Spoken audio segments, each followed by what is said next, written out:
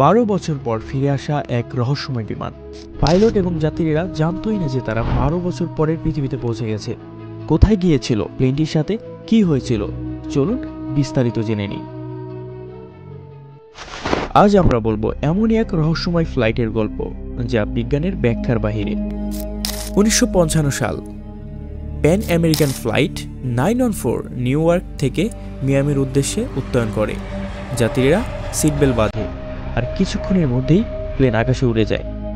সব কিছুই ছিল স্বাভাবিক, কিন্তু হঠাৎ এয়ার ট্রাফিক কন্ট্রোলার রাডার থেকে প্লেনটি অদৃশ্য হয়ে যায়। কন্ট্রোল রুমের কর্মকর্তারা আতঙ্কিত হয়ে পড়ে। প্লেনের পাইলটের সাথে যোগাযোগ করার চেষ্টা করা হয়, কিন্তু কোনো সাড়া নেই। প্লেনটি যেন বাতাসে মিশে গেছে।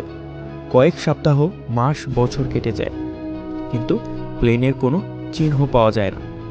অবশেষে 1965 সালে এটিকে রহস্যময়ভাবে নিখোঁজ বিমান হিসেবে ঘোষণা করা হয়। ঠিক 12 বছর পর 1967 সালের এক সকালে ভেনেজুয়েলার কারাকাস বিমানবন্দরের এয়ার ট্রাফিক কন্ট্রোলার একটি অদ্ভুত ঘটনা লক্ষ্য করে। রাডারে একটি অজানা প্লেনের উপস্থিতি ধরা পড়ে, যা ধীরে ধীরে রানওয়ের দিকে আসছে। কন্ট্রোল টাওয়ার হতবাক হয়ে পড়ে। তারা দ্রুত প্লেনের সঙ্গে যোগাযোগ করার চেষ্টা করে এবং তারা অবাক করা তথ্য জানতে পারে যে পাইলট জানান তারা 1955 সালের ফ্লাইট 914 থেকে কথা বলছেন। পাইলট এবং যাত্রীরা জানতোই না যে তারা 12 বছর পরের পৃথিবীতে পৌঁছে গেছে।